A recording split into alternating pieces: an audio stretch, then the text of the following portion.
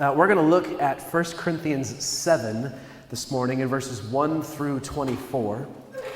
So if you'd open your Bibles with me, we're not going to have anything on the screen this morning unless Tice wants to go over and click through the Bible verses. But if he doesn't, then if you'd open your Bible or open your phone to 1 Corinthians in chapter 7 and verses 1 through 24. We've been looking in this series, this mini-series called Family Matters, and we've looked at this idea of the church as family and the oikos. If you were with us a couple of weeks ago, that's right.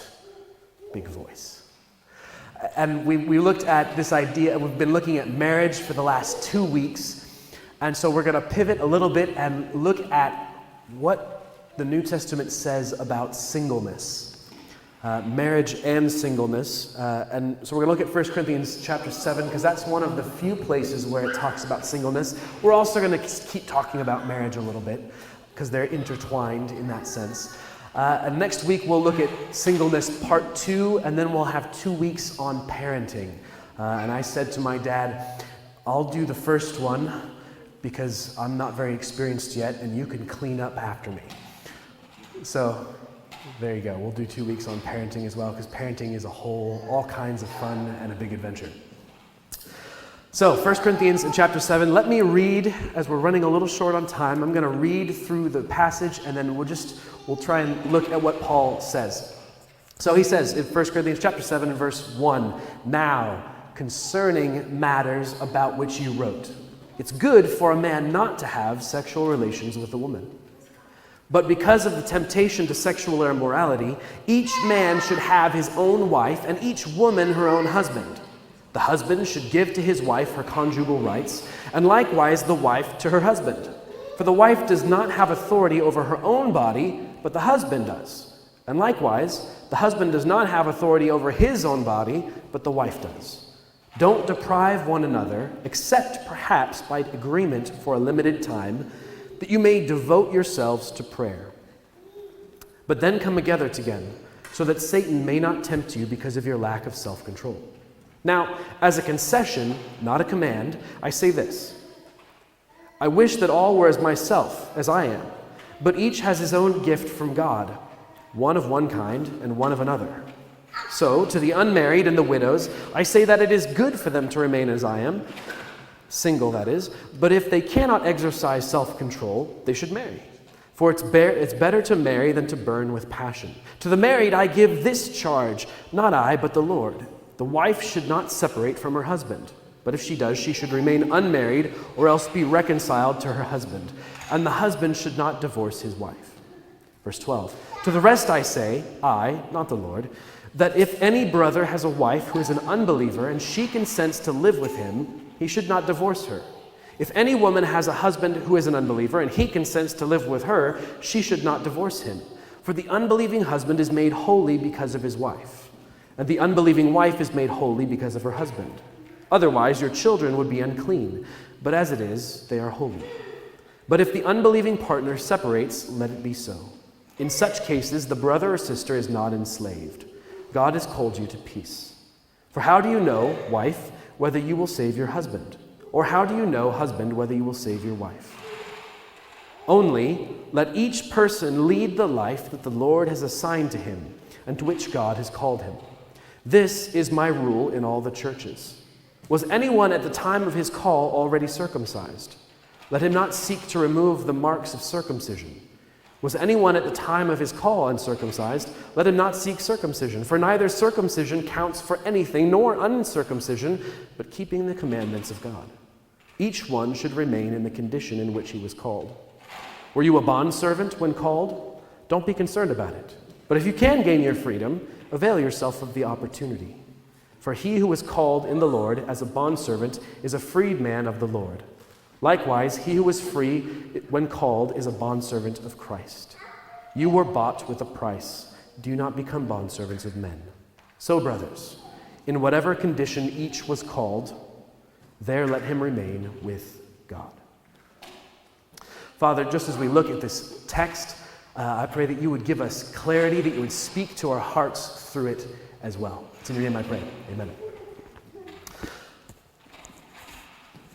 This passage is notoriously difficult because we read it through our modern eyes, and what it seems like Paul's saying, maybe he is saying, maybe he isn't saying, and so we get to try and humbly walk through this together and figure out what's Paul saying to the Corinthians. They've asked him a question, he's commenting on something they've said, but what does he mean?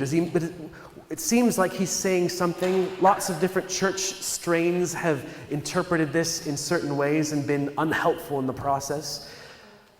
And so we're going to try and be really careful this morning. And one of the things that we try and do is we try not to say more than what Paul is saying. We try and understand the context and understand where he's at. And I think we'll get something out of it that the Lord is speaking to us. He's spoken to me through it this week. And so I trust he'll do so to you as well.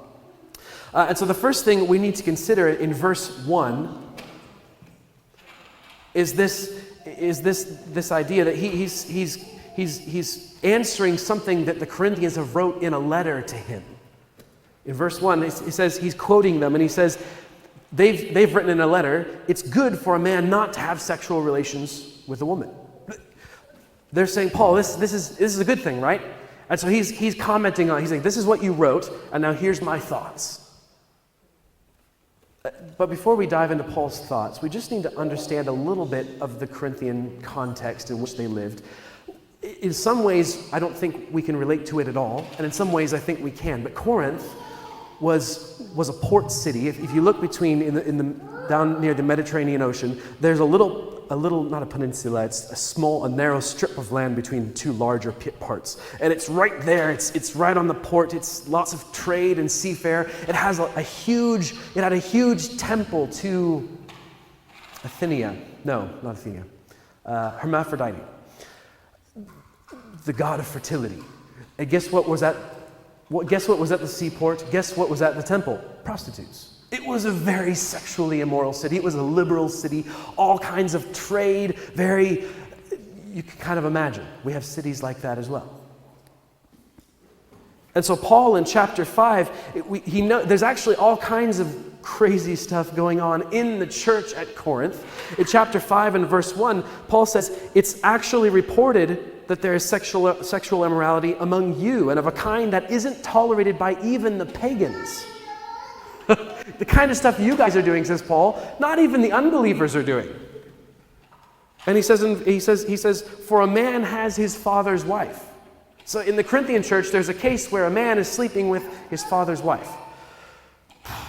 This is the Corinthian church. He goes on to say in chapter 6, in verse 12, he's quoting the Corinthians again, and they're saying, all things are lawful. I'm free in Jesus. All things are lawful. I can do anything. It doesn't matter anymore. Paul's going, all things are lawful, but not all things are helpful. Yeah? And so they've got a very libertine attitude in one sense. And he also he addresses this idea of sleeping with prostitutes as well, because apparently that was going on as well. And so he says in the end of chapter 6, you were bought with a price, so glorify God with your body. So there's all kinds of, the city is crazy, it's got a culture of sexual permissiveness, and it's come into the church as well, which kind of makes sense because you've got people from a non-Jewish background who have trusted Jesus, and they're coming into the church, and they're working out their faith, and it's messy. And so we could sort of relate to that on some level, because in our culture today, our understanding of sex is all kinds of messed up. I can guarantee you, whether you're married or single or wherever you're at, you have wrong ideas about sex in your head. Guarantee it. Because we watch movies, we read books, we're in our culture. That's just what it is. And everyone's looking at the floor right now because I'm talking about sex. This is what Paul is dealing with. This is why I'm a Christian, because Paul, the New Testament, the Bible, deals with real life. Yeah? And so they've written and said, and as we go through this, you're going to see that they're not just talking about not waiting to have sex until you're married. They're saying zero abstinence is the best way, even within marriage. Which is why Paul talks to married couples later. There's probably some instance of it had been spiritualized, and we won't get too much because Paul doesn't tell us, but at that time there was this idea that the body didn't matter really that much. What mattered was your spiritual self. And so what you did in the body didn't really matter that much. And actually you should be single because, well, sex is, we're going to abstain from sex, but you can't really control, it doesn't really make sense. But there is the idea going around, probably at some level, that actually if you're single, you're spiritually above. If you're not, you're abstaining from those things. It makes you spiritually a level above. So a little bit of spiritual snobbery probably going on as well. And so Paul begins, and he says in verse 2, he says, but. He's going to respond to them. And Paul has an interesting position on this because he himself is single. And so he sort of is going to go, I kind of agree with you that singleness is better, but I don't agree at all with your reasoning, which makes for two sort of different outcomes. So track with me as we sort of look at what Paul says. The first thing he's going to say in verses 2 through about 5 or 6, is that marriage is normal. Marriage is good, marriage is normal. And so he begins, he says, hey, because of the temptation to sexual immorality, each man should have his own wife, and each wife should have her own husband. That's a euphemism for husbands and wives should sleep together. That's what it means. And you'll notice that he says the first thing about marriage, why it's important, is because it guards. And not just marriage, but sex in marriage guards against sexual temptation and sexual immorality. It's a good thing. And so this is the first thing in our culture that's saturated with sex. And every kid from the age of, 4 or 5 now, 3 or 4 and 10, kids under the age of 6 or 5 or 6, has one of these. And guess what they have free access to on this? Pornography. Naked people doing terrible things. You feel a little uncomfortable? We should feel a little uncomfortable. We live in a sex-saturated, and so it's really easy as we're trying to get close to Jesus to go, sex is bad. If you've had difficult experiences in the past, guess what? You get married, sex can feel dirty, even though it's good if you're married. The God made it good. And so Paul is going, hey, in a sexually saturated culture, sex within marriage between one man and one woman is a good, beautiful, and it's a thing that guards, it protects. It's a good thing. He continues in verse 3, and he says, the husband should give to his wife her conjugal rights, and likewise the wife to her husband. And he keeps going in verses 3 and 4. He's got this mutual, hey, if you're married, the person to whom you are married owns your body. And you have a right to them. And it's not, hey, my wife, it's not the point of view that he's describing here is not, hey, what does my wife or my husband owe me? It's about what you owe your spouse. Yeah? And so the basic idea that he's trying to say, I'm just trying to see my note here. When you approach your marriage as going, what does my spouse owe me? If you want to kill your marriage, take that point of view. What does my spouse owe me? That's not how Paul's saying it. He's saying, hey, what you owe your spouse, what's your ministry to your spouse? How can you push them closer to Jesus? How can you take care of them? How can you protect and guard? How can you minister to them? That's the point of view. It's a mutual, it's a relationship of mutual ministry. What do I owe my spouse? Not what do they owe me. You'll sink your marriage in 2 seconds if you're approaching your spouse with, what do they owe me? And so Paul says, sex is a good thing because it guards and it protects. Sex is a good thing because it helps you to serve your spouse. It's where all of it comes together.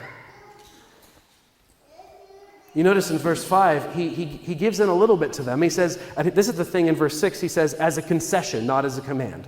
So he's saying, I'll allow it, I'll concede that if for a time a married couple wants to fast from sex, from normal sexual relations within a marriage, I'll allow that, but only for a time, and both have to agree to it.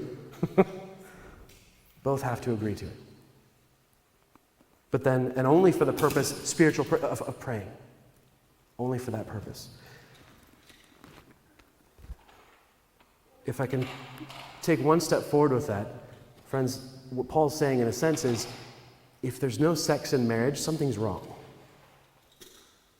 If there's no sex in marriage, something's wrong. It could be a lot of different things. It could be that one spouse is going physical sickness, and it's not, it might not mean that anyone's doing anything wrong, but it's just that something's not right, because sex within marriage is normal, is what Paul's saying.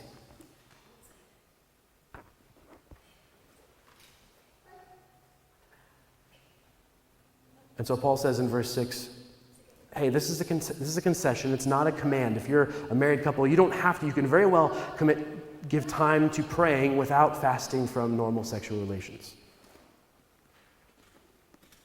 It's a concession, not a command. And in verse 7, he has this famous verse. I wish that all were as I myself am, but each has his own gift from God.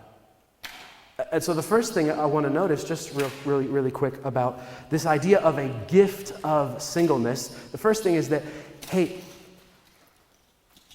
marriage is normal. Singleness is not bad either. But Paul is saying, hey, if you're called to a lifelong life of singleness, of celibacy, that's a particular gift. The word there he uses for gift is the word, it's got it on my head. Charis. That's grace. It's the same Greek word that he uses in 1 Corinthians 12 when he's talking about the gifts of the Spirit that the Holy Spirit gives. Yeah, it's a spiritual gift. And Paul says, I wish, and we won't do all the references throughout this chapter, but Paul says, I wish that you all were like me. He's not saying that it's better to be single. He's not saying that you have to be, that there's a spiritual benefit to it. What he's saying is, this is what I am, and it makes sense to me, because that's the way I'm living my life. Yeah? And so he's saying, I wish you, but you're not. Most of you are not. I wish you were as I am. I think it's a good thing, which is why he's living that way. Because most people, I don't know anybody who goes, I'm going to try and live my life a way I think is bad. No, most people for whatever reason, they try to live their lives in a way that is good. So Paul's saying, hey, it makes sense to me, this life of singleness, but each one has his gift. That's part of my spiritual gifting. You have your spirit, and the Spirit is the one who decides what spiritual gift. You don't get to choose your spiritual gifts, is what Paul says in 1 Corinthians 12. So each one has a gift. This idea of a lifelong call to singleness or celibacy is a gifting that God gives for a purpose. And so Paul continues, and he starts to talk to 3 categories of married people. And the basic idea is, if you're married, stay that way. Because clearly, in the Corinthian church, there are some people who are going, sex is bad, so actually I need to dissolve my marriage. Or I have to try and abstain from and muster all of my strength not to go and sleep with the prostitutes down the temple. Or something along those lines. And so Paul's going, hey, if you're married, stay married. And so first he talks to people who were... That's my son. I love him. If he makes a lot of noise, it's usually my fault. So Paul addresses 3 categories of people who are once married. The first category of people are people who were once married. But these are 3 categories of people who he's assuming don't have that gift. And so the first group of people are the people in verses 9 and 10. He says, to the unmarried and the widows. Probably that word unmarried means a widow as opposed to a widower as opposed to a widow. So he's talking about men and women who were once married, but their spouses passed away. The reason that I suspect that word unmarried means widower, a man, is because in the Greek of that time there was no word for a male widow. And that actually was what the word they used. So probably probably not talking about someone who had separated from their spouse. Probably. We'll talk about divorce in a second.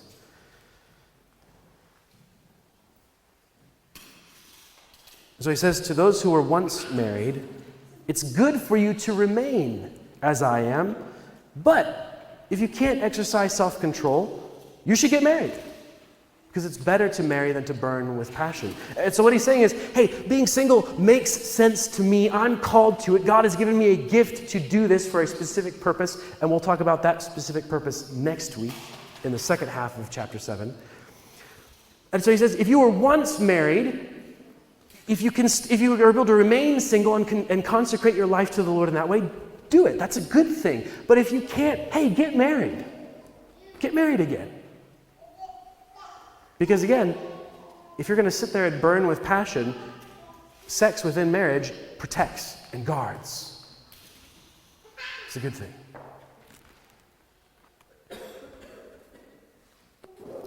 The second group of people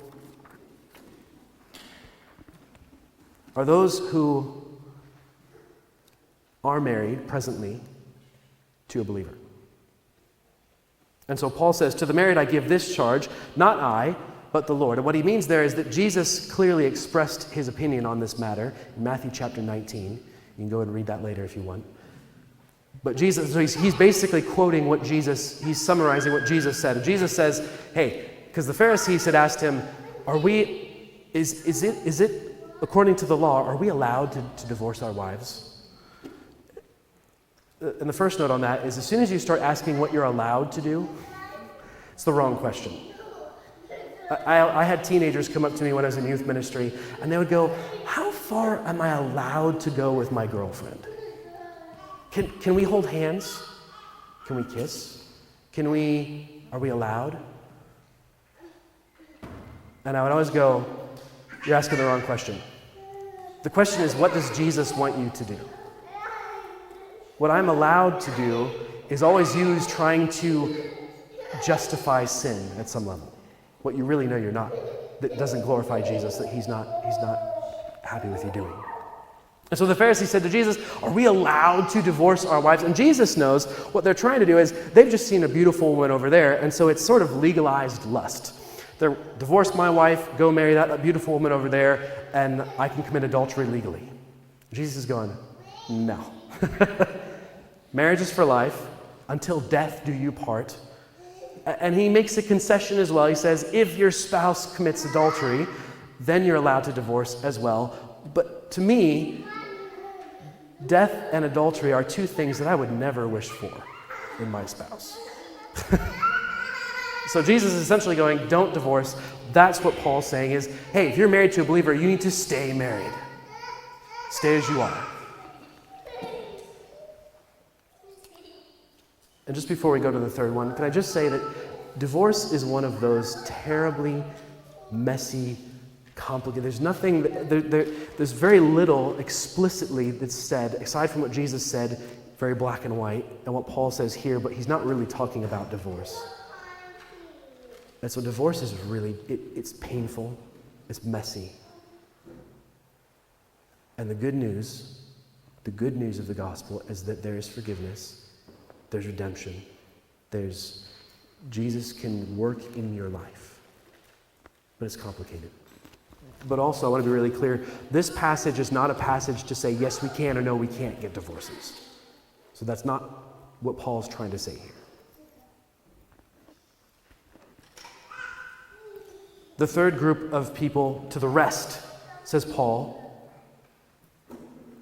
and probably is believers who are married to an unbeliever. So probably someone who became a believer, they were already married, and they became a believer, and now they've got, their spouse is not a believer.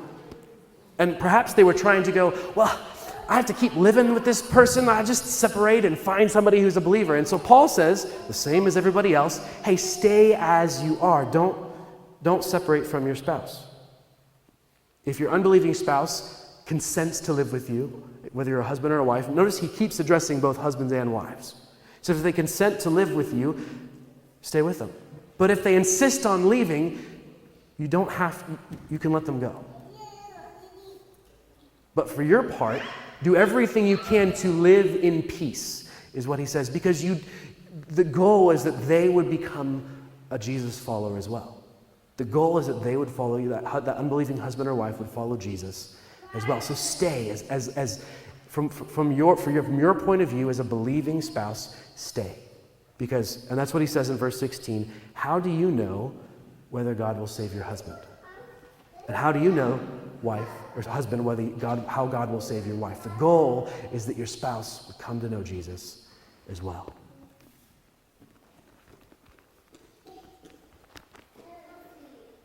One of the tricky things about this passage is trying to figure out what principles is Paul operating out of. And in the last section, he gets there. He sort of lifts up the curtain on these are the principles. This is the principle. This is the heart of the matter. And so in verses 17 through 24, he illustrates the principle using two different things: circumcision and whether you are a bondservant, a slave, or a freedman. And so he says, hey, when you became a Christian, what circumstances, what condition were you in? If you were circumcised, you should stay circumcised. And if you were uncircumcised, you should stay uncircumcised. Why? Because changing, you remember for the Jews, circumcision was the mark of being part of God's people. If you weren't circumcised as a Jew, you weren't a Jew, you weren't saved, if you will. And so Paul's going, hey, it doesn't matter anymore. Jesus has come. The mark of faith is the circumcision of your heart, not your physical body. And so he goes, so if whatever your condition was, stay that way, because it doesn't elevate your spiritual condition. It doesn't change anything spiritually. It doesn't make your life better or worse. Stay that way. Stay. And the second illustration he uses in verse 21, he says, again, in what condition were you? If you were a bondservant or a slave, he's not talking about modern slavery. He's talking about being a bondservant or a slave at that time, which was actually not a bad situation. You see, you were essentially an employee, and your room and board and food were all taken care of for you. And you lived probably with the household of whoever employed you. It was actually, sometimes freed people sold themselves back into slavery because it was easier. Yeah? And so Paul's going, hey, if you were a bondservant when you became a Christian, stay there, because freeing yourself, it doesn't change your spiritual situation. Now notice he does make a caveat. He does say, listen, it doesn't change anything in terms of your spiritual situation, but if you're able to get your freedom, do it. It's a good thing. But remember, it doesn't change your spiritual, you're still going to have stuff you got to deal with. You still need to learn to trust Jesus in your situation. And he says that it's wonderful. I love how he says it. He says, he who is called in the Lord is a bondservant. In the Lord, he's a freedman. Your soul has been freed from the bonds of sin. And he says, listen, if you were a freedman when you became a Christian, you are a bondservant to the Lord. You serve him. He's your master. It doesn't change anything. And so in verse 17, he says, it's the idea of the principle is this. What is the life that the Lord has assigned or called you to? And in what condition were you called? And what Paul is trying to say is that sometimes, and we can relate to this, we think that we need to change our life circumstances because it's going to make everything better. I remember when I was in high school and I was sitting for my A-levels and I kept thinking, I just have to get past them and then life is going to open up.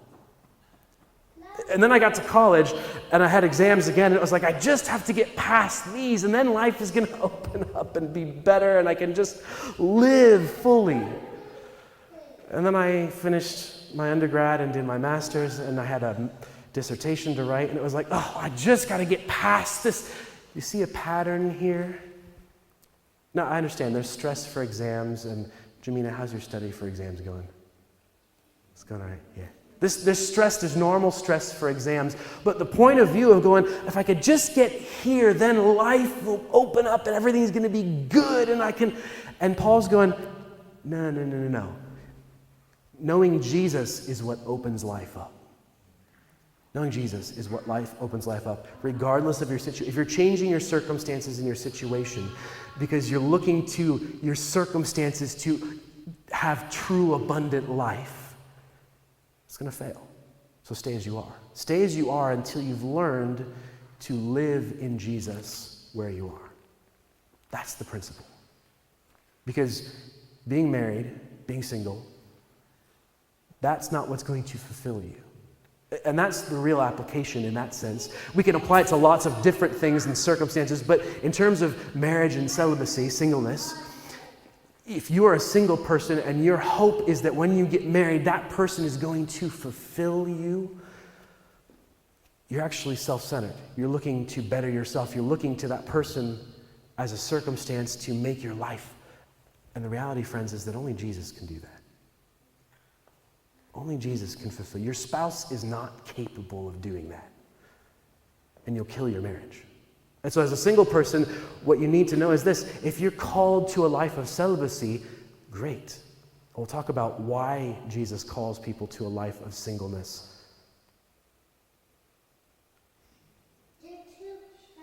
And I know finding a spouse is not always easy. You sit and you wait and you pray and you pray. And praying is the right thing to do. You keep talking to Jesus about it. But if you know you're not called to a life of celibacy and you're single and you're going, Lord, how long, when, who's the right person? Keep trusting Him. Keep trusting Him. Keep trusting Him. He'll empower you. He'll give you what you need. If you're married, probably most of us are not going, I'm trying to be single again. But friends, can I suggest to you that if you are looking to your spouse to fulfill you in a way that only Jesus can, you probably have one of two responses in your marriage.